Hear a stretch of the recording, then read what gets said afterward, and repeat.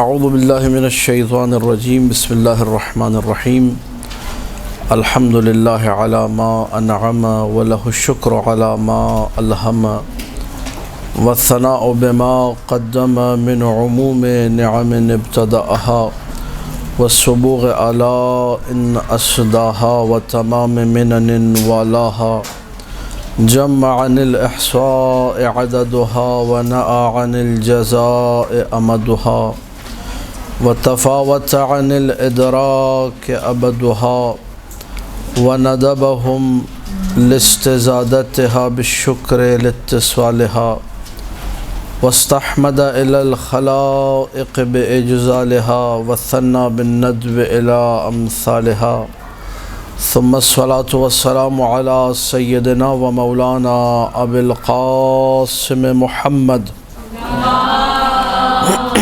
اللهم صل على محمد وآل محمد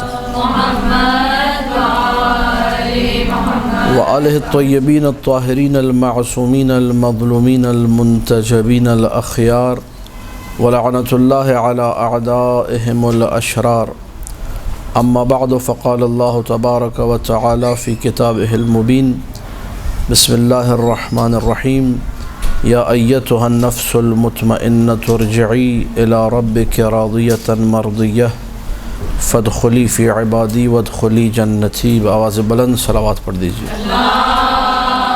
اللهم صل على محمد وآل محمد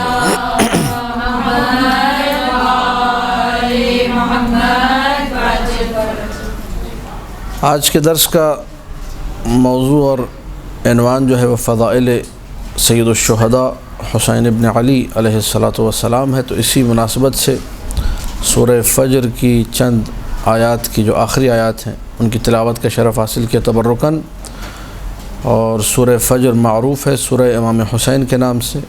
تفسیر اور اس کی جو پورے سورہ کے حوالے سے جو تشریح ہے وہ موجود ہے انشاءاللہ مدرسۃ القائم کے چینل پہ، وہاں آپ لوگ دیکھ لیجئے گا۔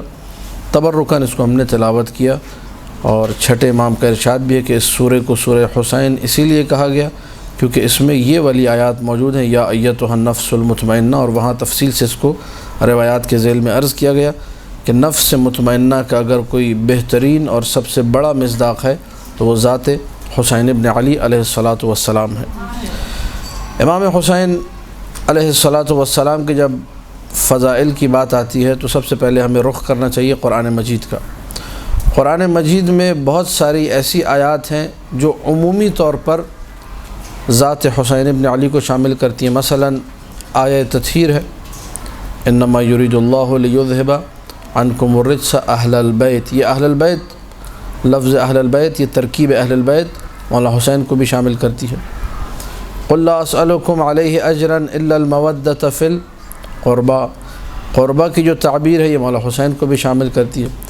اور بہت ساری وہ آیات جن کے شروع میں یا ایھا الذین آمنوا ہے، ایمان لانے والوں میں بہترین جو افراد ہیں ان میں اہل بیت شامل ہیں، اہل بیت میں مولا حسین کا ذکر بھی آئے گا۔ تو بہت ساری ایسی آیات ہیں جن میں عمومی طور پر ذکر مولا حسین آتا ہے۔ کچھ آیات ایسی ہیں جس میں خاص کر کے ذکر مولا حسین تفسیر معصومین میں وارد ہوا ہے کہ ان آیات میں مثلا اشارہ ہے واقعہ کربلا کی طرف، یا مثلا مولا حسین کی ذات کی طرف۔ مثال کے طور پہ سورہ احقاف کی آیت ہے، حملتہ امہ کرہن ووضعتہ کرہن،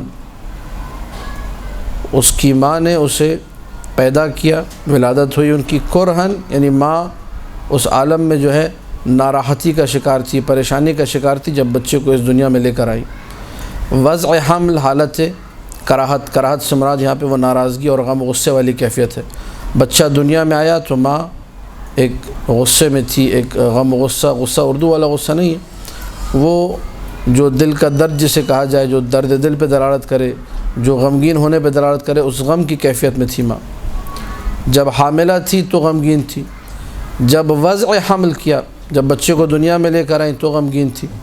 اور یہ حمل اور دودھ پلانے کی کل مدت ٹوٹل جو ہے 30 مہینے ہے۔ وحملہ وفصالہ 30 شہرا، معصومین کی تفاسیر موجود ہیں کہ یہ جو آیت نازل ہوئی سورہ احقاف کی 15ویں آیت، یہ شأن حسین ابن علی میں ہے کہ جب جناب زہرا صلوات اللہ وسلامہ علیہا حاملہ تھیں، اللہم صلی علی محمد و آل محمد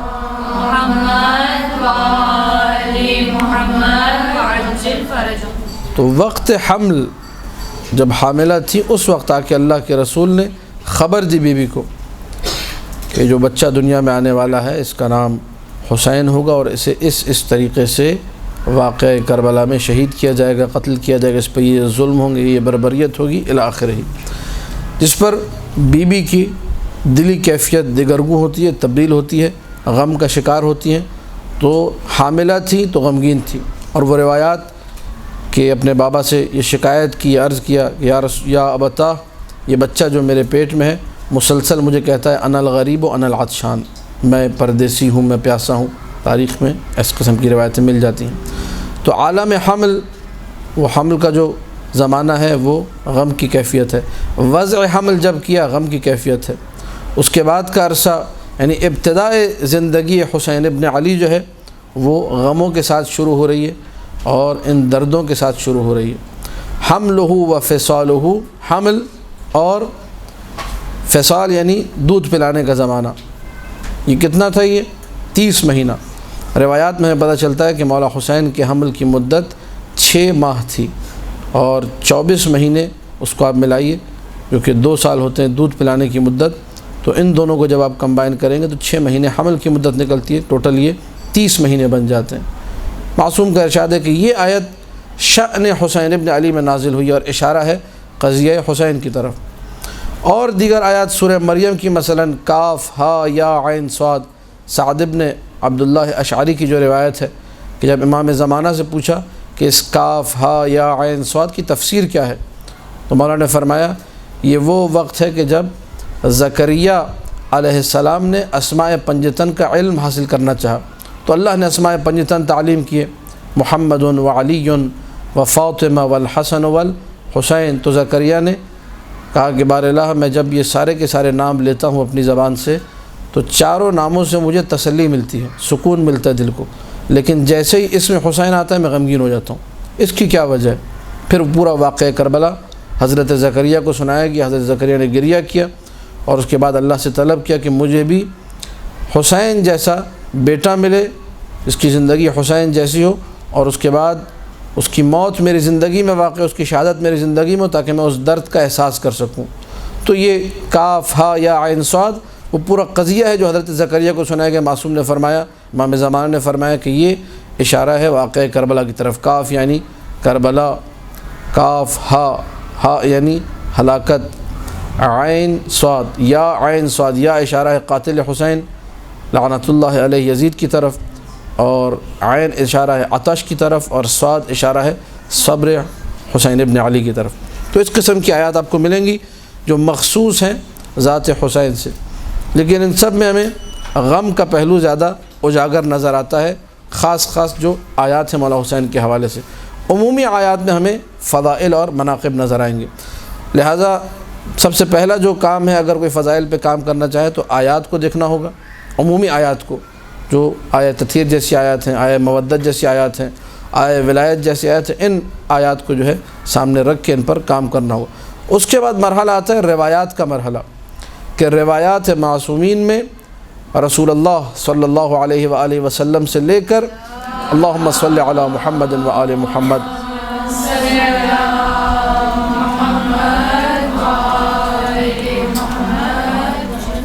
آخری امام تک کہاں کہاں مولا حسین کے فضائل پڑھے، کس نے پڑھے، وہ کون سی منقبتیں ہیں جو بیان کی ہیں۔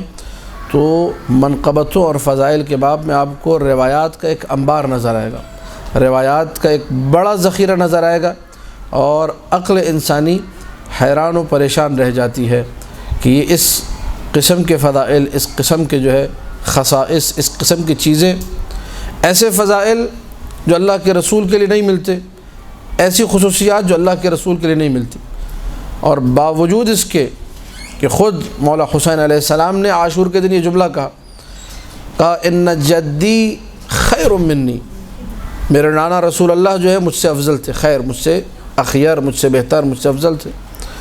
ان ابی خیر منی، میرے بابا علی مجھ سے افضل تھے۔ ان امی خیر منی، میری ماں فاطمہ زہرا مجھ سے افضل، ان اخی مولا حسن مجتبیٰ کہا کہ وہ مجھ سے افضل۔ یہ سارے جملے کہنے کے باوجود کہ پنجتن جو ہیں، پنجتن ان میں خامس آل کا یہ جملہ کہنا کہ یہ سب چاروں مجھ سے افضل ہیں، نانا افضل، بابا افضل، مادر گرامی افضل اور میرے بھائی افضل، باوجود اس کے یہاں پہ فضائل کا جو مرحلہ حسین ابن علی کے لیے اللہ نے رکھا ہے، کچھ ایسی خصوصیات ہیں، کچھ ایسے فضائل ہیں کہ جو سوائے حسین ابن علی کے کسی معصوم کے لیے نظر نہیں آتے۔ کچھ چیزیں تکوینی ہیں، مثلا قبل اس کے کہ میں اپنی گفتگو فضائل کو شروع کروں، اشارتاً ایک بات عرض کر رہا ہوں تاکہ آپ لوگوں کے ذہن میں ایک خاکہ آمادہ ہو جائے فضائل کے حوالے سے۔ تکوینی چیزیں یعنی جو اللہ نے رکھ دی ہے، اور معصوم کی حدیث میں بھی اشارہ ہے اس بات کی طرف، اذا اراد اللہ بعبد خیرا قذف فی قلبہ حب الحسین۔ یہ حدیث آپ کو مختلف احادیث کی کتابوں میں مل جائے گی۔ اللہ جب کسی بندے کے ساتھ بھلائی کرنا چاہتا ہے تو حسین ابن علی کی محبت اس کے دل میں رکھ دیتا ہے، حسین سے وہ محبت کرنے لگتا ہے۔ کسی نے جا کے معصوم سے یہ عرض کیا کہ فرزند رسول، ہم سارے ائمہ سے پیار کرتے ہیں، آپ جتنے ہمارے ائمہ ہیں جن کے بارے میں ہمارا اعتقاد ہے کہ وہ رسول کے بعد جانشین رسول ہیں اور خلفائے اثنا عشر 12 اماموں کا ہمارا عقیدہ ہے، لیکن ایک خاص لگن ہے، ایک خاص عقیدت ہے، ایک خاص محبت ہے، ایک دل کو عجیب سا لگاؤ ہے ذات حسین ابن علی سے۔ تو مولا نے جواب دیا، چھٹے مولا نے کہا کہ یہ صرف تمہارا حال نہیں، ہم سب کا بھی یہی حال ہے، ہم سب کو بھی حسین ابن علی سے ایک خاص لگاؤ، ایک خاص الفت ہے، ایک خاص محبت ہے۔ تو یہ اللہ کی طرف سے رکھی گئی چیز ہے، اور اس کا بھی آپ لوگ مشاہدہ کریں گے۔ ادھر جو ہے محرم کے دن قریب آئیں گے، آپ کو خود بخود اپنے اندر ایک تبدیلی کا احساس نظر آئے گا کہ کچھ چینج ہونے جا رہا ہے اس کائنات کے اندر، کچھ الگ سا ہونے لگا ہے، کچھ ایسا ہونے لگا ہے جس کی وجہ سے آپ کی معنوی کیفیت بھی ترقی کی طرف گامزن ہوگی، خود بخود اپنے آپ میں تبدیلی محسوس کریں گے۔ تو کچھ یہ چیزیں ہیں جو فضائل کا یہ رخ اور یہ پہلو رکھتی ہیں، جو ہر انسان اپنے وجود میں اس کو احساس کر سکتا ہے کہ یہ محبت جو ہے اللہ کی طرف سے رکھی گئی محبت ہے، اور یہ فضیلت ہر ایک کو نصیب نہیں ہوتی۔ اب ہم لوگ وارد ہوتے باب فضائل میں، تو روایت چونکہ بے شمار ہے اور وقت کو مد نظر رکھتے ہوئے، قلت وقت کو مد نظر رکھتے ہوئے چند روایات میں آج کے اس درس میں اور آج کی اس گفتگو میں انشاءاللہ پیش کروں گا۔ ایک روایت ہے جو اکمال الدین و تمامہ میں، عیون اخبار الرضا میں شیخ صدوق علیہ الرحمہ نے نقل کی ہے، اور اس روایت کے ناقل بھی خود مولا حسین ہیں۔ مولا یہ فرماتے، دخل تو میں وارد ہوا اپنے جد اپنے نانا رسول اللہ پر، وکان عندہ ابی بن کعب۔ ابی بن کعب یہ اپنے زمانے کا رئیس القراء تھا، اس کی قراءت جو ہے قاری قرآن تھا، بہترین قراءت کرنے والا تھا، اور معصومین اسے پسند کرتے تھے، اچھا آدمی تھا ابی بن کعب۔ رسول کے پاس ابی بن کعب موجود ہے۔ جیسے ہی حسین ابن علی وارد، اچھا یہ بات آپ ذہن میں رکھیے گا کہ جب مولا حسین کا ذکر آئے اور رسول کی بات آئے تو 7 سال سے زیادہ نہیں گزارے۔ حسین ابن علی نے رسول اللہ کے ساتھ کتنے سال گزارے؟ 7 سال۔ تو جو روایتیں ہوں گی وہ اس 7 سال کے اندر اندر کی ہوں گی، ٹھیک ہے؟ اس سے زیادہ آپ کو نہیں سوچنا ہے کہ مثلا بڑی عمر رہی ہوگی، نہیں، ایک شہزادہ ایک چھوٹی عمر رکھنے والا، اور عام میں کہا جائے گا مثلا ایک بچہ آ رہا ہے، 7 سال کا بچہ ہی کہا جاتا ہے، کوئی بڑی عمر نہیں ہے۔ تو جیسے ہی حسین ابن علی وارد ہوئے تو اللہ کے رسول نے سلام اس طریقے سے کیا، کہا کہ السلام علیک یا ابا عبداللہ یا زین السماوات والارضین، سلام ہو تجھ پر اے ابا عبداللہ، تم آسمانوں اور زمینوں کی زینت ہو۔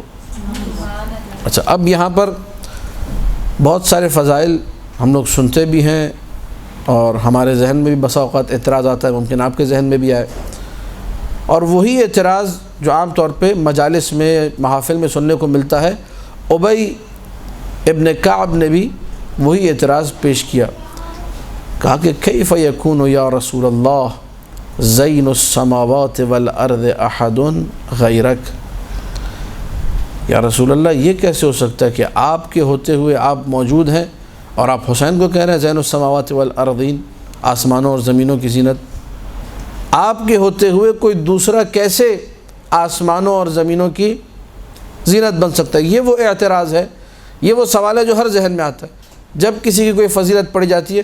بھائی ان سے افضل تو وہ موجود تھے، ان کے بارے میں ایسا کیوں نہیں ہوا؟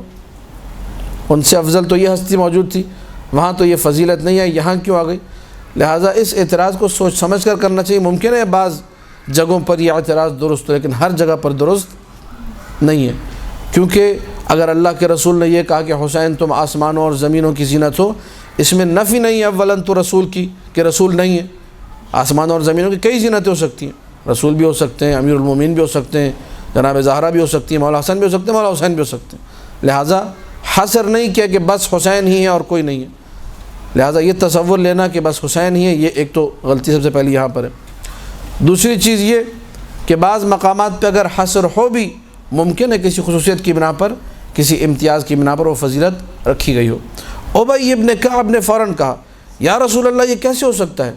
آپ کے ہوتے ہوئے، آپ جو کہ اللہ کے رسول ہے، خاتم الانبیاء ہے، خاتم المرسلین ہے، محبوب خدا ہے، آپ سے زیادہ اللہ کو کوئی پیارا نہیں، آپ حسین سے کہہ رہے کہ یا زین السماوات والارضین۔ یہ ابی ابن کعب کے لیے واضح نہیں تھا۔ تو اب کعب معترض تھا، اور میں پہلے اپنی تقاریر میں اور دروس میں یہی مدرسۃ القائم میں ذکر کر چکا کہ قسم جب کھائی جاتی ہے تو قسم اس مقام پر کھائی جاتی ہے جہاں سامنے والا منکر ہو کسی بات کا، سامنے والا اس بات کو ایکسیپٹ کرنے کو تیار ہی نہیں ہے کہ رسول کے ہوتے ہوئے حسین آسمانوں اور زمینوں کی زینت قرار پائیں۔ لہذا رسول نے یہاں پر قسم کھائی، کہا کہ والذی بعثنی بالحق نبیا، توجہ فرمائیے گا، والذی بعثنی بالحق نبیا، قسم اس ذات کی جس نے مجھے نبی مبعوث کیا، ان الحسین ابن علی فی السماء اکبر منہ فی الارض وانہ لمکتوب عن یمین العرش مصباح ہدی وسفینۃ نجات۔ حسین ابن علی کی ذات، یہ اللہ کے رسول قسم کھا کے کہہ رہے ہیں، قسم اس ذات کی جس نے مجھے نبی بنا کر بھیجا، اس ذات کی قسم کھا کر میں یہ کہتا ہوں، مقام حسین ابن علی، منزلت حسین ابن علی، شأن حسین ابن علی آسمان والوں کی نگاہ میں زمین والوں سے کہیں زیادہ بڑھ کر ہے۔ یہ اللہ کے رسول نے جملہ کہا، اس کے بعد کہا وَإِنَّهُ لَمَكْتُوبٌ عَنْ يَمِينِ الْعَرْشِ، اور عرش الہی کے داہنے حصے میں یہ بات موجود ہے کہ حسین مصباح ہدی، ہدایت کا چراغ ہے اور کشتی نجات ہے۔ اب کیونکہ عقائد کی گفتگو آپ لوگوں کے ساتھ یہاں پر گزشتہ جو ہے ہفتوں میں رہی ہے، سوال ذہن میں آتا ہے کہ کیا مطلب ہے اس کا، کیا کوئی واقعاً ایسا تخت موجود ہے؟ ٹھیک ہے، عرش یعنی تخت، کرسی، عرش، یہ سارے جملے روایت میں ہیں، تو کیا کوئی واقعاً چوتھے آسمان پر یا مثلا ساتویں آسمان پر اس کے بعد کوئی تخت وغیرہ رکھا ہوا ہے، اور تخت کے دائیں حصے میں مثلاً امبوز ہوا ہے یا پرنٹ ہوا ہے یا ہاتھ سے لکھا ہوا ہے کہ انہو مصباح ہدی وسفینۃ نجات، کہ حسین ہدایت کا چراغ ہے اور کشتی نجات ہے۔ ہم لوگ عقائد کی باب میں عرض کر چکے، تفصیل کے ساتھ اس بات کو ڈسکس کر چکے کہ اللہ سبحانہ و تعالی جسم نہیں رکھتا۔ کیوں؟ کیونکہ جو بھی چیز جسم رکھے وہ جگہ کی محتاج ہوتی ہے۔ میرے پاس جسم ہے، میں کہیں نہ کہیں فزیکلی جو ہے آ کر جگہ گھیرنے کے بعد اس اسپیس کو جو ہے پر کرنے کے بعد بیٹھوں گا اس جگہ پر، تبھی جا کر جو ہے جسے کہا جائے میری جسمانیت جو ہے وہ ایڈجسٹ ہو پائے گی، میری جسمانیت میرے ساتھ دے پائے گی۔ یہ جسم کی مجبوری ہے۔ ہر جسم محتاج ہے کس کا؟ مکان کا۔ جسم کہتے ہی اسے جو محتاج ہو مکان کا۔ لہٰذا اگر آپ نے کہا کہ اللہ کا جسم ہے تو کیا لازم آئے گا؟ اللہ کا محتاج ہونا لازم آئے گا کہ اللہ مکان کا محتاج ہو گیا، اور جو محتاج ہو وہ خدا نہیں ہو سکتا۔ ہر جسم مرکب ہوتا ہے۔ اگر آپ نے کہا کہ اللہ جسم ہے تو اللہ کا مرکب ہونا لازم آئے گا، اور ہر مرکب اپنے اجزاء کی طرف محتاج ہوتا ہے، اللہ کا پھر محتاج ہونا لازم آ گیا۔ لہٰذا ہمارے عقائد میں سے کہ خدا کا جسم، کہ آپ لوگ صفات ثبوتیہ اور سلبیہ کی جب بحث پڑھتے ہیں، بالکل شروع کے جو کتابچے یہاں پر بھی ہوں گے تو اس میں آتی ہے کہ خدا مرکب نہیں ہے، کیونکہ مرکب اپنے اجزاء کا محتاج ہوتا ہے، لہٰذا جسم نہیں ہے خدا کا۔ جب جسم نہیں ہے تو پھر تخت کی کیا ضرورت ہے، پھر خدا کو کرسی کی کیا ضرورت ہے؟ لہٰذا تخت اور کرسی کو اس معنی میں دیکھنا جس معنی میں ہم لوگ عام طور پہ اپنے گھر میں دیکھتے ہیں کہ یہ تخت ہے اور یہ کرسی ہے، وہ مراد نہیں ہے، بلکہ عرش سے مراد اور کرسی سے مراد جب معصوم سے پوچھا گیا کہ فرزند رسول یہ عرش اور کرسی جو روایات میں آتا ہے یا قرآن میں ہے، آیت الکرسی آپ لوگ پڑھتے ہیں، وسع کرسیہ السماوات، اس کی کرسی نے گھیرے میں لیا ہوا ہے آسمانوں کو اور زمینوں کو، یا ان اللہ استوى علی العرش، اللہ جو ہے قابض ہے عرش پر، مسلط ہے عرش پر۔ یہ کیا مطلب ہے عرش کا اور کرسی کا؟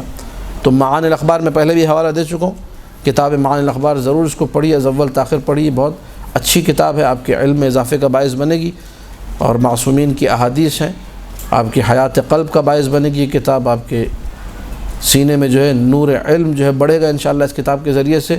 اس کتاب کو لازمی پڑھیے، وہاں ایک چیپٹر موجود ہے معنی العرش والکرسی، عرش اور کرسی کا کیا مطلب ہے؟ جب پوچھا گیا امام جعفر صادق سلام اللہ علیہ سے، اللہم صلی علی محمد و آل محمد،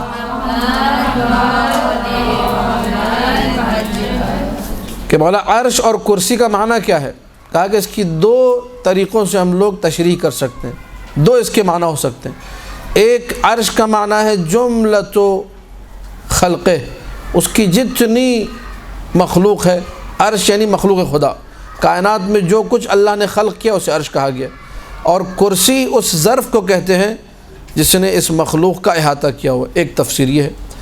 دوسری تفسیر یہ ہے کہ عرش اور کرسی، کہا کہ کرسی ہے وسع کرسی السماوات والارض، کرسی اور عرش یعنی علم خدا، کرسی کا معنی بھی علم ہے، عرش کا معنی بھی علم ہے، لیکن عرش وہ علم ہے جو اللہ نے اپنے انبیاء کو دیا ہے، اس میں سے عرش وہ علم ہے جو اپنے اولیاء کو دیا ہے، اور کرسی وہ علم ہے کہ جو علم خاص ہے خدا کے ساتھ جو کسی کو نہیں دیا۔ تو عرش کا معنی بھی کیا ہوا؟ علم ہوا، کرسی کا معنی بھی کیا ہوا؟ علم۔ فرق کیا ہے؟ عرش وہ علم ہے جو انبیاء و اولیاء و حجج الہیہ کو دیا ہے، اور کرسی وہ خاص علم ہے جو اللہ کے پاس ہے جو کسی کو، یہ معصوم کی تفسیر ہے۔ اب اس تفسیر کو اگر ہم مد نظر رکھیں تو اب سمجھ میں آتا ہے انہ لمکتوب عن یمین العرش کا معنی کیا ہے، یعنی علم الہی کے داہنے حصے پر یہ بات موجود ہے، اور داہنا حصہ اہمیت پہ دلالت کرتا ہے۔ علم الہی میں یہ بات موجود ہے کہ اگر ہدایت ممکن ہے تو حسین ابن علی کے ذریعے ممکن ہے، اگر نجات ممکن ہے تو حسین ابن علی کے ذریعے ممکن ہے۔ اور یہ علم الہی میں اس بات کو مینشن کیا جانا اور اللہ کے رسول کا یہ تعبیر پیش کرنا کہ مکتوب یعنی لکھا گیا ہے، اور یہ تاکید پر دلالت کرتا ہے لفظ کتب یکتب، یعنی 100% اس میں یہ مطلب جو ہے موجود ہے کہ ذات حسین ابن علی چراغ ہدایت ہے، ذات حسین ابن علی کشتی نجات ہے۔ اسی لیے آپ لوگ دیکھیں کتنے ایسے لوگ ہیں جن کو کہیں سے ہدایت نہیں ملتی۔ یہ فضائل حسین ابن علی میں ایک بہت بڑی فضیلت ہے جو کہ تا قیام قیامت یہ فضیلت مولا حسین کے ساتھ ہے، تا قیام قیامت۔ بہت سارے فضائل آپ سناتے، معجزات سناتے جو مثلاً 14 سال پہلے ہوئے تھے، آج ہمارے سامنے وہ معجزات نہیں ہیں۔ یہ جو فضیلت ابھی میں عرض کر رہا ہوں یہ تا قیام قیامت، جب تک یہ دنیا قائم ہے تب تک یہ فضیلت نام حسین سے منسوب ہے کہ اگر کائنات میں کسی کو ہدایت مل رہی ہے تو صدقہ ہے حسین ابن علی کا، اگر کسی کو نجات مل رہی ہے تو مولا حسین کے صدقے میں۔ کتنے ایسے لوگ تھے جن کو بڑے بڑے علماء، بڑے بڑے فقہا، بڑے بڑے خطباء جن کو سمجھا نہ سکے، جن کو ڈرا نہ سکے، جن کو دین کی طرف نہ لا سکے، لیکن حسین ابن علی سے ایک چھوٹی سی نسبت، ایک چھوٹی سی محبت، ایک چھوٹا سا ایسا واقعہ وہ کھینچ کر ان کو حسین ابن علی کی طرف لے کر آ گیا۔ یہ جو فضیلت ہے یہ عجیب فضیلت ہے، واقعاً یہ اس میں اعجاز بھی ہے، یہ معجزہ بھی ہے کہ جہاں ساری دنیا کہے کہ یہ سدھر نہیں سکتا، وہاں ایک نگاہ حسین ابن علی سدھار دیتی ہے۔ جہاں ساری کائنات کہے کہ نہیں اس کا سدھرنا ممکن نہیں ہے، پتہ چلتا ہے وہی شخص جو ہے حسین ابن علی کے مجلس کے صدقے میں، ان کے روزے کے صدقے میں، ان کے قبر کے اعجاز کے صدقے میں کسی بھی طریقے سے نتیجہ پتہ چلتا ہے اینڈ میں کہ یہ مولا حسین کے صدقے میں راہ ہدایت پر آگے۔ ایک دفعہ بآواز بلند صلوات پڑھ دیجئے، اللہم صلی علی محمد و آل محمد۔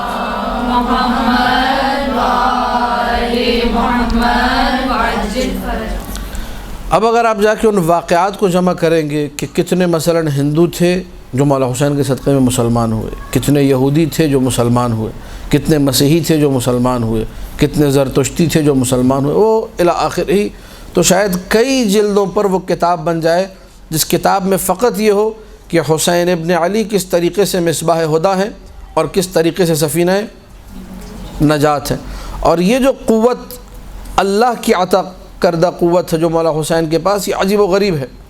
یعنی اگر کوئی شخص اس قوت کے آپ مظاہر میں سے ایک مظہر یہ دیکھیے، کوئی شخص ہم میں سے اور آپ میں سے جو زائر حسین ابن علی کا شرف حاصل کرتا ہے، جاتا ہے زیارت مولا حسین کے لیے، ایک مرتبہ اس زیارت کو انجام دیتا ہے تو اس کے بارے میں معصوم کے لبھائے مبارک سے جملے صادر ہوتے ہیں، ان زائر الحسین مشفع فی یوم القیامہ لمئة رجل، یا بعض روایت میں لألف رجل کلہم قد وجبت علیہم النار۔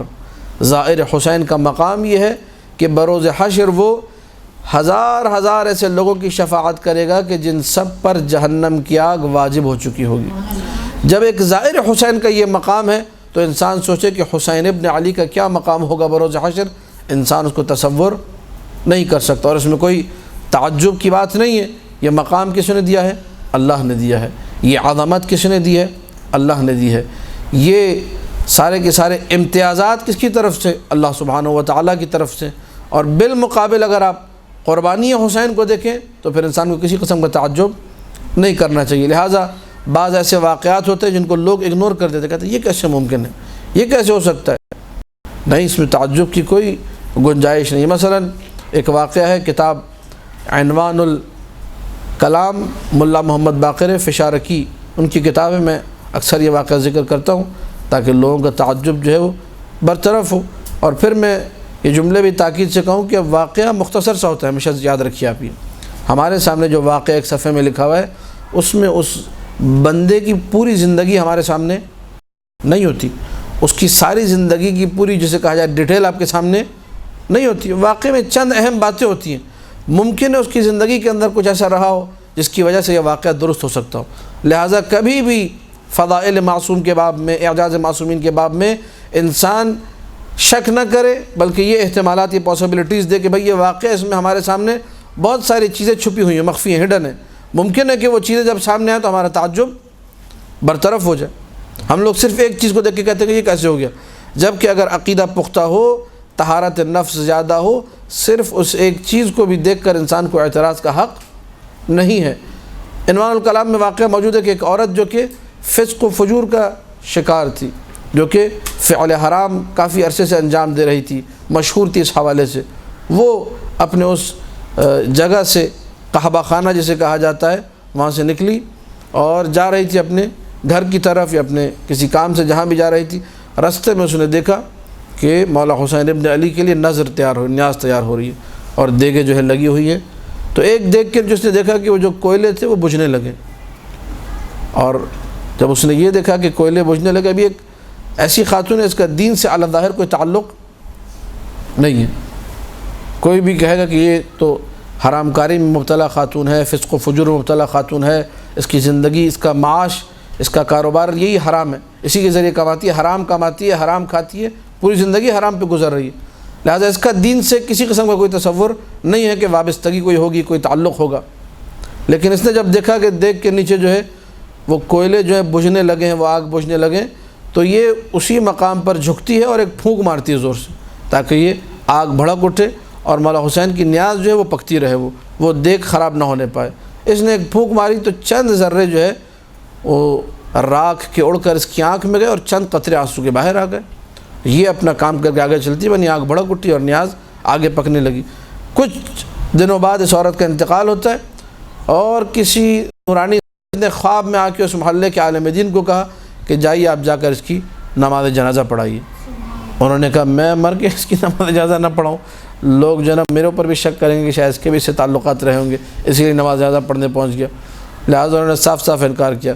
تو پھر سید نے کہا کہ نہیں، تم لوگوں کو یہ واقعہ بتاؤ، لوگ پھر اعتراض نہیں کریں گے، لوگوں کو بتاؤ کہ فلانا دن جب وہاں سے نکلی تھی تو رستے میں اس نے یہ دیکھا کہ حسین ابن علی کے لیے تبرک بنایا جا رہا ہے، نیاز حسین ابن علی کے نام کی۔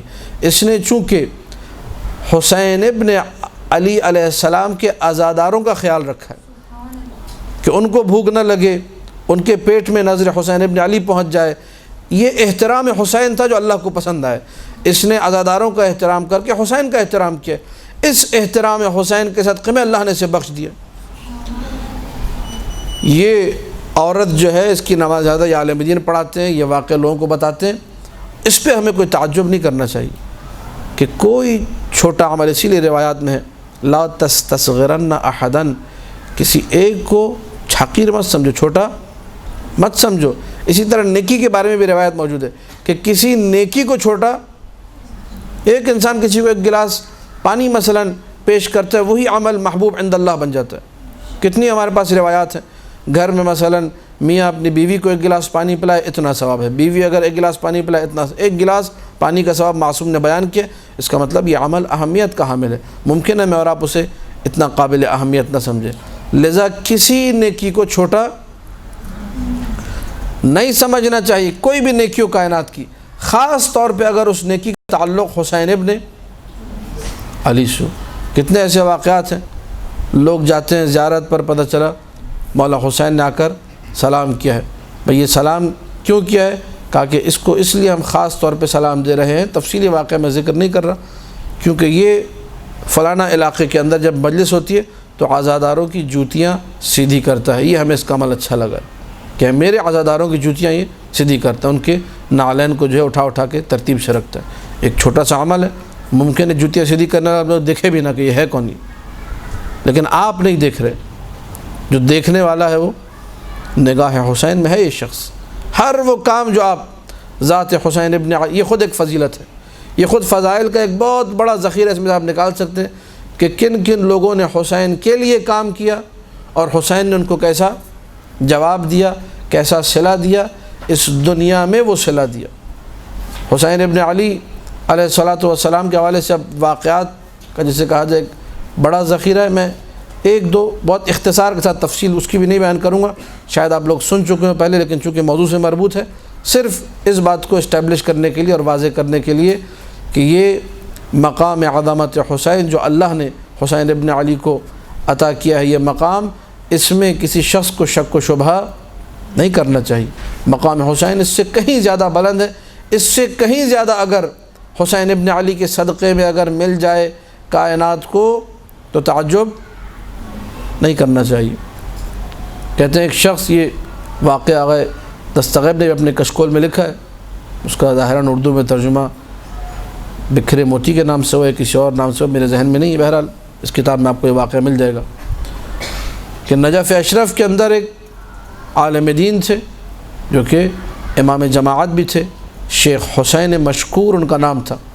یہ مولا علی علیہ السلام کے حرم میں نماز پڑھایا کرتے تھے، تو ہر شب جمعہ یہ جایا کرتے تھے زیارت کربلا کے لیے۔ آج بھی دستور ہے، علماء نجف سے کربلا جاتے ہیں شب جمعہ زیارت کے لیے، طلاب جاتے ہیں ہر شب جمعہ زیارت کے لیے۔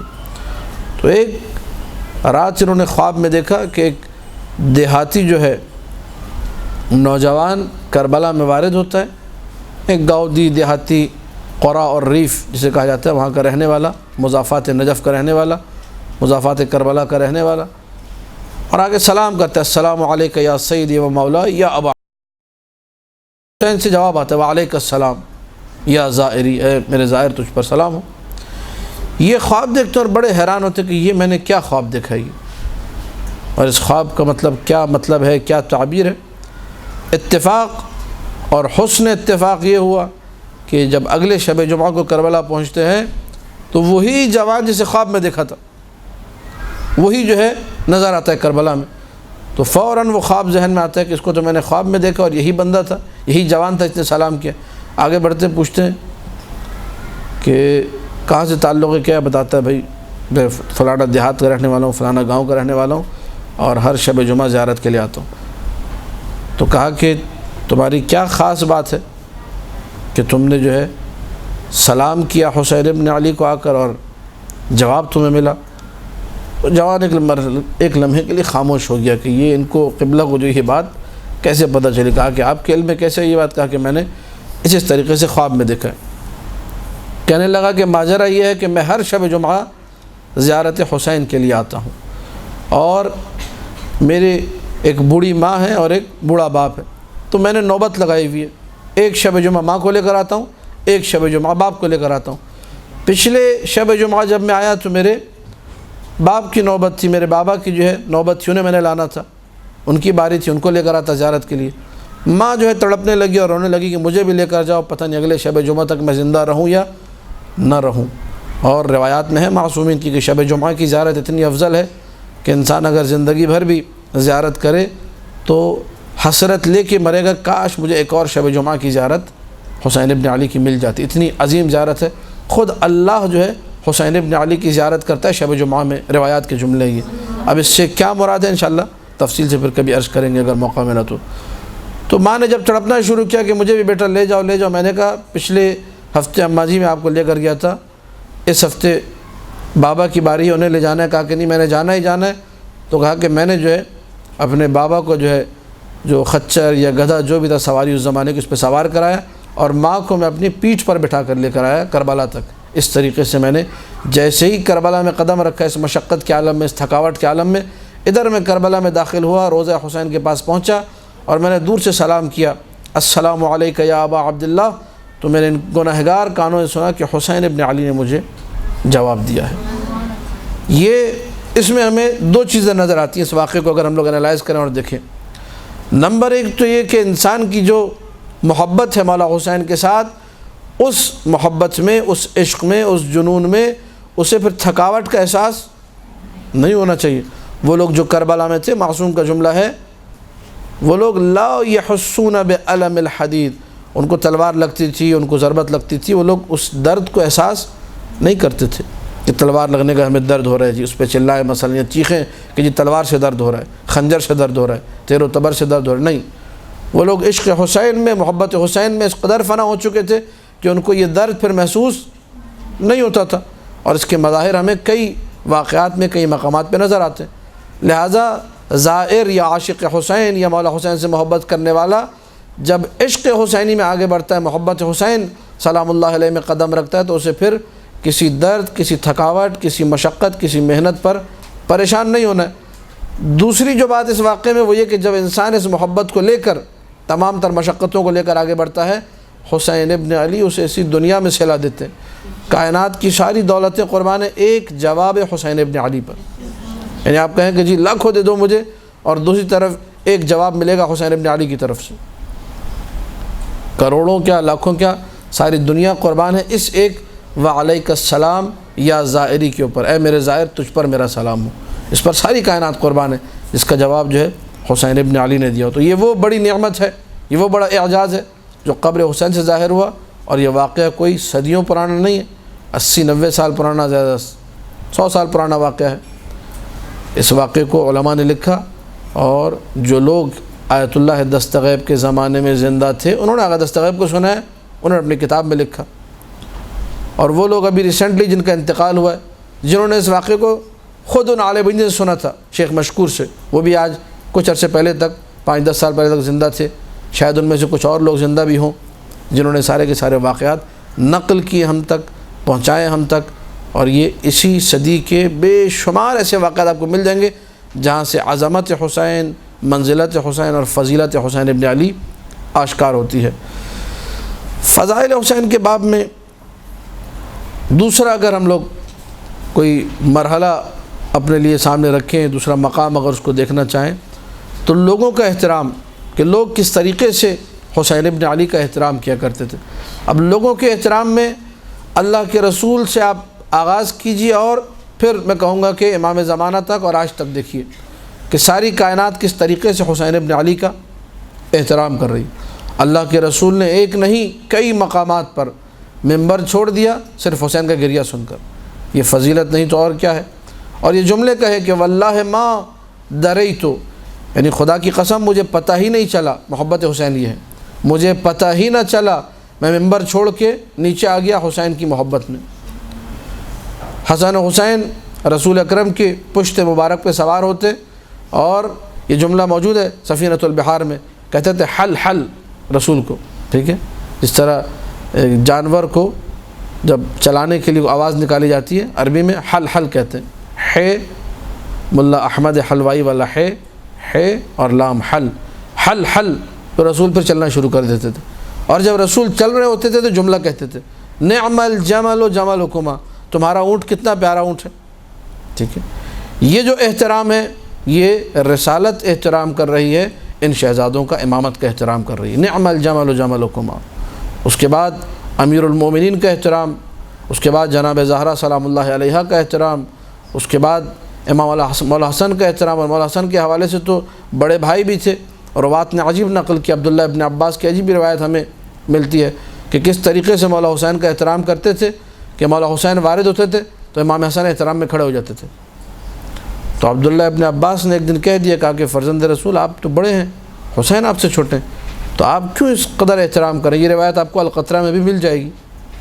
تو فوراً جو ہے مولا حسن نے جواب دیا انی لاحابہ لہیبت امیر المؤمنین, میں جب حسین کو دیکھتا ہوں تو مجھے حسین میں اپنے بابا علی کی ہیبت نظر آتی ہے, اس لیے میں خود بخود بے ساختہ احترام حسین میں کھڑا ہو جاتا ہوں. یہ وہ احترام ہے جو کائنات میں ہر چیز میں دیکھا گیا. انسانوں نے تو کیا, جانوروں نے بھی احترام کیا, کائنات نے بھی احترام کیا, ہر چیز نے, کہ ادھر حسین کو دیکھا احترام میں اٹھ گئے, احترام میں کھڑے ہو گئے, احتراماً جو کر سکتے تھے کیا. ہر چیز آپ کو محبت حسین میں آگے آگے نظر آئے گی. اللہ نے اس احترام کو قرار دیا ہے. فضائل حسین ابن علی میں جسمانی پہلو دیکھتے ہیں عجیب ہے, اخلاقی پہلو دیکھتے ہیں عجیب ہے. جس مرحلے کو آپ اٹھا کر دیکھیے عجیب نظر آئے گی. ما بعد الحسین, شہادت حسین کے بعد کے جو واقعات ہیں, قبر حسین کو جو شرف ملا ہے, جو مقام ملا ہے, جو منزلت ملی ہے, وہ کسی قبر کو نہیں ملی. اللہ کے رسول کی قبر کی مٹی بھی اگر آپ استعمال کرتے ہیں بعنوان شفا, تمام فقہاء نے لکھا حرام ہے. خود معصومین نے کہا, مولا امام موسیٰ کاظم علیہ الصلاۃ والسلام, اللہم صلی علی محمد و آل محمد,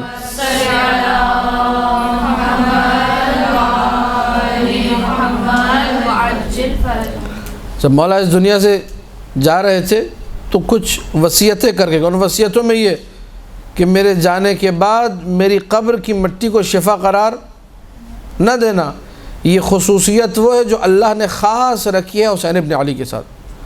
یعنی کسی معصوم کی قبر, 13 معصومین سلام اللہ علیہم اجمعین میں سے مولا حسین کو ہٹا کر کسی معصوم کی قبر پر آپ ہاتھ رکھ کے مٹی اٹھائیں کہ میں اس کو پانی میں ملا کے شفا کے طور پہ استعمال کروں گا, جائز نہیں ہے. صرف قبر حسین, یہ وہ خصوصیت ہے جو اللہ کے رسول کے لیے بھی نہیں ہے, یہ وہ خصوصیت ہے جو امیر المومنین کے لیے بھی نہیں ہے, یہ وہ خصوصیت ہے جو کسی معصوم کے لیے نہیں ہے سوائے حسین ابن علی کے. اللہ نے یہ خصوصیت دی ہے, یہ فضیلت دی ہے. اور اس نقطے کو پھر دہراؤں گا, باوجود اس کے کہ خود مولا حسین نے کہا میرے نانا رسول اللہ مجھ سے افضل ہیں, میرے بابا علی مجھ سے افضل ہیں, میری ماں فاطمہ زہرا مجھ سے افضل ہیں, میرے بھائی حسن مجھ سے افضل ہیں. باوجود ان کی افضلیت کے یہ وہ خصوصیت ہے جو کسی کے پاس نہیں ہے, صرف و صرف حسین ابن علی کے پاس ہے. جعل اللہ الاجابت تحت قبتہ, اللہ نے اجابت کو قبہ حسین کے نیچے رکھا ہے. دعا یہاں قبول ہوتی ہے. خاک قبر کو شفا قرار دیا ہے. نسل حسین میں, ذریت حسین میں امامت کو رکھا ہے. خصائص ہیں جو حسین ابن علی کو اللہ نے عطا کیے ہیں. اب کوئی سوال کرے کہ ایسا کیوں ہے تو اسے پھر پوری تاریخ کو اچھے سے پڑھنا چاہیے کہ حسین ابن علی نے کیا کیا کام ہیں جو اللہ کے لیے کیے ہیں. اس کے بعد تعجب برطرف ہو جائے گا. اللہ کے خزانے میں کوئی کمی نہیں ہے. اللہ جتنا دینا چاہے, رحمت الہی واسعہ ہے, جتنا اللہ دینا چاہے اللہ دے سکتا ہے. اس میں کسی قسم میں کوئی شک انسان کو نہیں ہونا چاہیے. قبر کے حوالے سے اگر آپ لوگ روایات کا مطالعہ کریں گے, یعنی واقعاً جب میں دیکھ رہا تھا, مطالعہ کر رہا تھا, تو شاید 1-1.5 گھنٹے انسان صرف خاک کے قبر حسین پہ بول سکتا ہے. اس قدر روایات ہیں, اس قدر واقعات ہیں, عجیب و غریب واقعات خاک قبر حسین ابن علی کے. بے شمار آپ کو چیزیں ملیں گی. 1 گھنٹہ بھی شاید میں اپنی کم علمی کو دیکھتے ہوئے 1 گھنٹہ 1.5 گھنٹہ کہہ رہا ہوں, شاید 1 عشرہ پورا خاک کے قبر حسین پر پڑھا جا سکتا ہے سکون کے ساتھ, کہ انسان 1 عشرہ پڑھے جس کا عنوان اور موضوع خاک قبر حسین۔ خاک قبر حسین کے کمالات کیا ہے؟ اس پر سجدہ کرو تو 7 حجابات کو وہ توڑتے ہوئے آسمان تک انسان کو معراج تک پہنچا دیتی ہے۔ خاک قبر حسین نے سمندر میں کہا معصوم نے طوفان آ جائے تو تھوڑی سی خاک قبر حسین ڈال دو، طوفان احترام خاک قبر حسین میں تھم جائے گا۔ کہیں پر زلزلہ آ جائے، وہاں زلزلے کی زمین پر خاک قبر حسین ڈال دو، زلزلہ رک جائے گا۔ کوئی شخص جیل میں ہو، جیل سے نکلنا اس کا ناممکن ہو، کسی بھی ذریعے سے اس تک خاک قبر حسین جیل کے اندر پہنچا دو، وہ چند لمحوں میں چھوٹ کر واپس آ جائے گا۔ بڑے سے بڑا بیمار ہو، اس کو ایک آدھی دال کے دانے کے برابر پانی میں حل کر کے خاک قبر حسین دے دی جائے، شفا مل جائے گی۔ معصومین علیہ السلام کی سیرت رہی، جب خاک قبر حسین انہیں ہدیہ کی جاتی تھی اپنے دونوں ہاتھوں سے احترام سے لیا کرتے تھے۔ بی بی شتیتہ کا مشہور و معروف واقعہ ہے، مولا رضا نے خود آ کے خاک قبر حسین ان کی قبر پہ چھڑکی۔ لہٰذا یہ ساری کی ساری باتیں جب انسان جمع کرتا ہے، اور خاک قبر حسین کی مثلا مٹی ہے، اس کی سجدگاہ ہے، مولا امام زین العابدین علیہ الصلوۃ والسلام اللہم صلی علی محمد و آل محمد،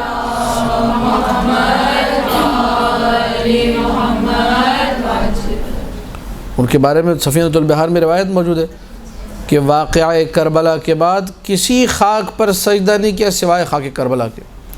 ساری زندگی جو سجدہ کیا کربلا کے بعد، وہ اپنے بابا کی قبر کی مٹی پر سجدہ کیا۔ اس کو احترام سے رکھتے تھے، اس کو اپنے پاس بہت ہی سنبھال کے رکھنا، احترام کے ساتھ رکھنا کہ یہ خاک قبر حسین ہے۔ تو جس حسین کی قبر کی مٹی کا سارے معصومین احترام کریں، ایک لمحے کو انسان یہ سوچے کہ خود اس ذات حسین کا اللہ کی نگاہ میں کیا احترام ہوگا، کیا منزلت ہوگی اور کیا مقام ہوگا۔ واقعاً یہاں میں کہنا چاہوں گا کہ عقل انسانی عاجز ہے اس مقام کو درک کرنے سے۔ جس قدر فضائل پڑھے جائیں، جس قدر مناقب بیان کیے جائیں ذات حسین ابن علی کے، وہ کم ہیں۔ انسان بیان کرتا جائے گا، انسان پڑھتا جائے گا، اس کا تعجب بڑھتا جائے گا کہ اچھا یہ بھی ہے، یہ بھی ہے، یہ بھی ہے۔ اور ہم لوگوں کی جو مجبوری کہی ہے جہالت کی وجہ سے، اس مجبوری کی بنا پر ہم لوگ ہمیشہ تعجب کا اور اعتراض کا شکار واقع ہوتے ہیں کہ یہ کیسے ہو گیا، ایسا کیسے ہو سکتا ہے، ویسا کیسے ہو سکتا ہے۔ اب خلیعی کا جو دیوان ہے اب تو چھک کر آگے ہلا سے، خلیعی کا دیوان میرے پاس میری لائبریری میں موجود ہے۔ ناصبیوں کی اولاد، یہ پورا تفصیلی واقعہ آپ کے ذہن میں ہوگا۔ انہوں نے نظر مانی تھی ہمارا بیٹا ہوگا تو اسے قاتل بنائیں گے حسین ابن علی کا۔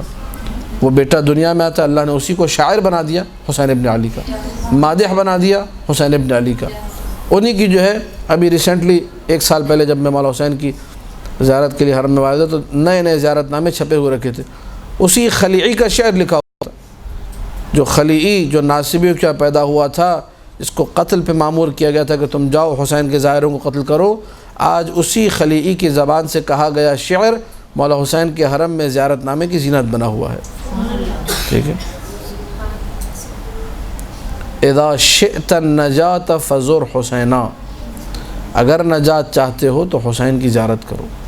یہ بڑا بڑا جو ہے مولا حسین کے زیارت نامے پہ لکھا ہوا تھا۔ یہ کس کا شعر ہے؟ یہ خلیعی کا شعر۔ ٹھیک، خلیعی کون تھا؟ قتل کرنے نکلا تھا اور سوتا رہ گیا۔ ہم لوگ خاک قبر حسین کی بات کر رہے ہیں، اس واقعے میں یہ ہے کہ زائروں کے قدموں سے خاک اڑ کر اس کے جسم پر گئی ہے۔ زائرین حسین جنہوں نے ابھی زیارت نہیں کی، ہاں ابھی زیارت کرنے جا رہے ہیں، ابھی رستے میں ابھی پہنچے نہیں ہیں، ان کے قدموں سے اٹھی ہوئی دھول اس کے جسم پر پڑتی ہے، اور یہ سو رہا ہے، خواب میں دیکھتا ہے کہ فرشتے آتے ہیں، کہتے ہیں لے چلو اس کو جہنم میں پھینکنے کے لیے۔ دوسرے فرشتے آتے کہتے ہیں نہیں، اس کو ہم نے جنت میں لے جانا ہے۔ کہا یہ کیسے ہو سکتا ہے؟ کہا یہ ایسے ہو سکتا ہے کہ حسین کے زائروں کے قدموں کی خاک اس کے بدن پہ پڑی ہے۔ یہ اگر منزلت نہیں ہے، یہ اگر مقام نہیں، تو پھر لفظ مقام بنا کس کے لیے ہے؟ منزلت کہتے کس کو ہیں؟ یہ اس خواب کے بعد بیدار اٹھتا ہے، تفصیلی واقعہ میں مختصر کر رہا ہوں، اٹھتا ہے اور سیدھا کربلا میں آ کر مدح حسین ابن علی میں اشعار کہتا ہے، اذا شئت النجات فزر حسینا، اگر نجات چاہتے ہو تو حسین کی زیارت کرو، لکی تلقى الالہ قریر عینی، تاکہ جب اللہ سے ملو تو ٹھنڈی آنکھوں کے ساتھ ملو، سکون کے ساتھ ملو۔ فإن النار لا تمس جسما، آگ کبھی ایسے جسم کو چھو نہیں سکتی، علیہ غبار زوار الحسین، کہ جس جسم پر حسین ابن علی کے زائروں کی قدموں کی دھول پڑی ہو۔ یہ اس نے شعر، پہلا شعر کہا تھا جیسے ہی شعر کہا تو مولا حسین کی گنبد کے نیچے سے ایک لباس گرا، اور سب حرم کے خادموں نے کہا یہ حسین کا تحفہ ہے تمہارے کہے گئے اشعار کے نتیجے میں، مولا حسین کا صلہ جو دنیا میں تمہیں دیا۔ اس نے وہ خلعت و لباس لی اور اس کا نام مشہور ہو گیا خلیعی۔ علامہ امینی نے اپنی کتاب الغدیر میں اس واقعے کو ذکر کیا، خلیعی کے واقعے کو۔ اب انسان آ کر اعتراض کرنے کے مقام پر اور اعتراض کرے کہ یہ کیسے ہو سکتا ہے؟ ظاہر تو ابھی ظاہر بنے نہیں تھے، ظاہروں نے کون سا کمال کیا تھا کہ ان کی قدموں کی دھول پتہ نہیں کیسے رہے ہوں گے، گناہ گار تھے، کون تھے، کہاں کے تھے، 10 شیطانی خیال۔ لیکن جب انسان اس لیے کہا جاتا ہے فضائل کو پڑھا جائے۔ بدبخت ہیں وہ لوگ جو کہتے ہیں کہ بس فضائل پڑھنے کی ضرورت نہیں ہے، تبلیغ کرو، کام کی بات کرو، عورتوں کو پردہ سکھاؤ، نماز سکھاؤ، اور فضائل سے روکتے ہیں۔ پردہ سکھانا، نماز سکھانا ساری چیزیں اچھی ہیں، اما فضائل کو روکنا یہ وہ عمل شیطانی ہے جو بدترین افعال میں سے، جس سے شیطان کو دلی خوشی محسوس ہوتی ہے، شیطان بہت زیادہ خوش ہوتا ہے۔ ان جملوں میں سے ایک جملہ یہی ہے کہ فضائل پڑھنے کی کوئی ضرورت نہیں ہے۔ یہ سوچ یزیدی سوچ ہے، یہ سوچ معاویہ ابن ابی سفیان کے دربار سے نکلی ہوئی سوچ ہے کہ فضائل علی کو ختم کیا جائے۔ یہ ابو حنیفہ کے جملے تھے۔ مہران ابن عامش سے آ کر کہا مرتے وقت کہ تم اپنے گناہ سے توبہ کرو۔ کون سا گناہ؟ کہ تم زندگی بھر فضائل علی پڑھتے رہے، اس سے توبہ کرو۔ لہذا فضائل کو روکنا، فضائل کے آگے بند باندھنا، فضائل کو پروموٹ کرنے کی جگہ، زیادہ پڑھوانے کی جگہ کہنا کہ نہیں فضائل وغیرہ نہیں، بس آپ ایک ورک شاپ ہے، پتہ نہیں کیا ہے، تبلیغی ہے، کارگاہ ہے، کیا ہے، اس میں آپ یہ جو ہے نا مثلاً کام کی باتیں بتائیں، فضائل کی ضرورت نہیں ہے۔ یہ سوچ شیطانی سوچ ہے۔ جتنے فضائل پڑھے جائیں گے اتنا ایمان قوی ہوگا، اتنا آپ کے وجود کے اندر عقیدہ جو ہے رسوخ پیدا کرے گا، قوت پیدا کرے گا۔ جس قدر عقیدہ مضبوط ہوگا، جس قدر روح ایمانی قوی ہوگی، اس کے بعد مرحلہ آتا ہے عبادت میں مزے کا مرحلہ۔ اسی لیے اکثر یہ لوگ جو فضائل مت پڑھو اور یہ مت کرو وہ مت کرو، یہ ساری عبادتیں کرتے ہیں کیونکہ کسی عبادت میں مزہ نہیں آتا ہے۔ یہ آپ لکھ کر لے لیجئے سائن کروا کے مجھ سے کہ جو فضائل حسین ابن علی یا فضائل علی ابن ابی طالب کے بارے میں یہ کہے کہ مثلاً یہ ضرورت نہیں، اس کی بہت ہو گیا، یہ 1000 نمازیں پڑھے گا، اس کو کسی ایک نماز میں چیلنج کرتا ہوں مزہ نہیں آئے گا۔ اللہ عبادت کے مزے کو چھین لیتا ہے ایسے لوگوں سے، اور یہ ہے روایات میں موجود ہے ہمارے پاس۔ بنی اسرائیل کے عابد نے کہا کہ یا رب کم عصیتک ولم تعاقبنی، بار الہ میں نے کتنی تیری معصیت کی، کتنے میں نے گناہ کیے، لیکن تو نے مجھے کوئی سزا دی نہیں، میں اپنے سارے کام عبادتیں وغیرہ بھی کر رہا ہوں، سارے میرے امور زندگی چل رہے ہیں۔ تو وحی الہی آئی اور کہا کہ یا عبدی کم عاقبتک ولم تفہمنی، یا ولم تفہم، اے میرے بندے کتنی میں نے تجھے سزا دی، تجھے پتہ ہی نہیں چلا کہ میں تجھے سزا دے چکا ہوں۔ کیا سزا دی؟ کہا کہ سلبت منک حلاوت المناجات، میں نے مناجات کی جو مٹھاس تھی، عبادت کا جو مزہ تھا وہ چھین لیا۔ عبادت کرتے ہو بس رکھی عبادت ہوتی ہے، بس مجبوری کی طرح انسان نماز پڑھے، خود عقاب الہی ہے۔ تو ایسے لوگ جو لوگ یہ باتیں کرتے ہیں، اچھا فرق آپ دیکھیے گا، یہ فرق بھی تکوینی فرق ہے، یہ سب کو نظر آئے گا۔ ایک بندہ ہے، اس کو 1 گھنٹے مجلس میں بٹھاؤ، 1.5 گھنٹے بٹھاؤ، کہتا ہے ٹھیک ہے مولا حسین کے لیے ہو رہی ہے، روتا بھی ہے، خوش بھی ہوتا ہے، اس کو کوئی ٹینشن نہیں ہے۔ اور ایک گھڑیاں دیکھ رہا ہوتا ہے، ہاں اتنا منٹ اوپر ہو گیا، یہ ہو گیا، وہ ہو گیا، اس کو پریشانی رہتی ہے ہر لمحے۔ کیوں؟ کیونکہ اس کے لیے مزہ ہی نہیں ہے کوئی، اس کو مجلس حسین میں کوئی مزہ نہیں آ رہا، اس کو ٹائم کیا بس ایک رسمی کارروائی ہے، پوری ہو اور میں جان چھوڑا کے یہاں سے بھاگوں۔ ایسے لوگ عقاب الہی کا شکار ہیں، فوراً سمجھ جائیں کہ ان لوگوں کے ساتھ یہ مسئلہ ہے، روحی مریض ہیں یہ لوگ، روح ان کی خراب ہو چکی ہے، روح بگڑ چکی ہے۔ یہ خود ایک کینسر ہے، یہ خود سرطان ہے بہت بڑا کہ انسان کو مجلس حسین میں مزہ نہ آئے۔ انسان مصائب سنے اس کو گریہ طاری نہیں ہوگا، سب رو رہے ہوں گے، یہ کونے میں بیٹھ کے سوچ رہا ہوگا کہ آج نے خطیب نے 10 منٹ زیادہ مصائب پڑھ دیے۔ لوگ رو رہے ہوتے ہیں، یہ دیکھ رہا ہوتا ہے، ٹائم دیکھ رہا ہوتا ہے، مصائب زیادہ ہو گئے۔ ایک نوحہ زیادہ ہو جائے تو اس کی جو نا طبیعتیں خراب ہو جاتی ہیں، اس کو جو نا الٹیاں شروع ہو جاتی ہیں، اس کی موشن لگ جاتے ہیں کہ بھائی اتنے ایک نوحہ مثلا زیادہ کیسے ہو گیا۔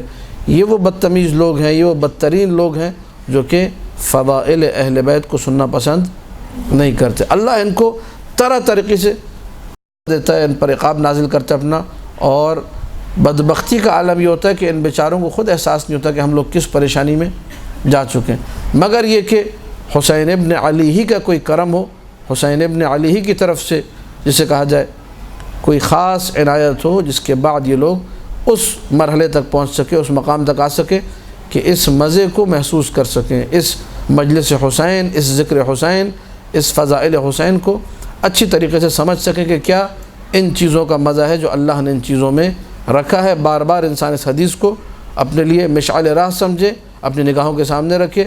اذا اراد اللہ بعبد خیرا قذف فی قلبہ حب الحسین، اللہ جب کسی بندے کے ساتھ بھلائی کرنا چاہتا ہے تو حسین ابن علی کی محبت اس کے دل میں رکھ دیتا ہے۔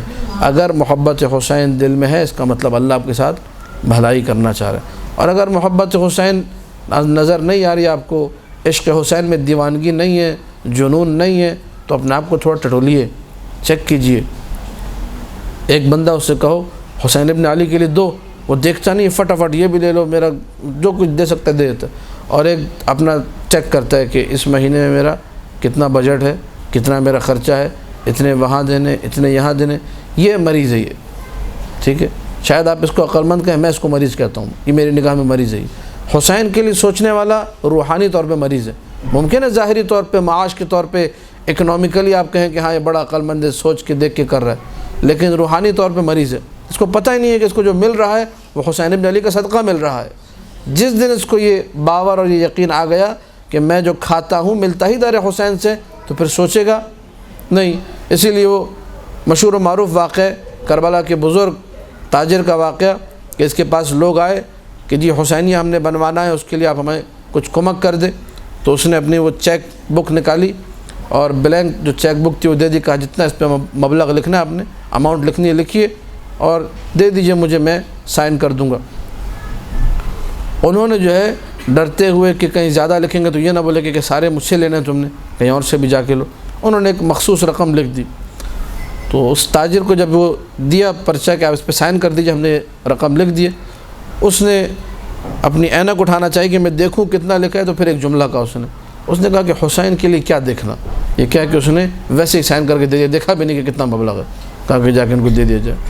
جب یہ مرتا ہے تو کربلا کے بزرگ مرجع تھے، ان کے خواب میں یہ آتا ہے، انہوں نے پوچھا، دیکھا کہ بڑا بہترین ماحول ہے، جنت میں بیٹھا ہوا ہے، سارے انتظامات بہترین، نے کہا کہ کیا ہوا کہ جو ہے اتنے اچھے تاجروں کا تو بڑا حساب ہے وہاں پر، روایت بھی عجیب ہے، مال دنیا میں حساب ہے، حلال میں حساب ہے، حرام میں عقاب ہے، روایت آپ نے سنی ہے۔ تو کہا یہ اتنا بہترین نظام، اتنی بہترین جنت، کہا کہ کچھ نہیں، جب میرا نامہ اعمال جو ہے پیش کیا گیا تو حسین ابن علی نے کہا اس نے بھی نہیں دیکھا تھا، ہم بھی نہیں دیکھیں گے، ٹھیک ہے۔ یہ جس کا عقیدہ ہو کہ وہاں آخرت میری حسین ابن علی کی مٹھی میں، ہاتھ میں، یہ انسان کبھی نہیں سوچے گا۔ میں اور آپ جو سوچتے ہیں، کمی اس ہمارے موضوع کی ہے کہ ہم لوگ فضائل نہیں پڑھتے، مناقب نہیں سنتے، نہ سناتے ہیں، نہ معجزات سنتے ہیں، نہ سناتے ہیں۔ نتیجہ یہ ہوتا ہے کہ ہم لوگ سوچتے ہیں ایسا ہوگا تو یہ میرا نقصان ہو جائے گا، تو وہ ہو جائے گا۔ حسین ابن علی کے لیے انسان کو سوچنا نہیں چاہیے، پیش کر دینا چاہیے۔ اور کتنا پیش کرے گا؟ ہم سب، جسے کہا جائے بساط ہماری بڑی حقیر سی بساط ہے، چھوٹی بساط رکھنے والے لوگ ہیں، لہذا اس میں بھی انسان سوچے تو پھر واقعاً میں سمجھتا ہوں یہ مرض ہے جس کے علاج جو ہے ضروری ہے، اور علاج یہی اس کا، اس مرض کا علاج کیا ہے کہ جتنا ہو سکے آپ فضائل سنیے، جتنا ہو سکے آپ مصائب سنیے، تاکہ اس جو ہے مرض کا فوری علاج ہو سکے۔ وما علینا الا البلاغ المبین۔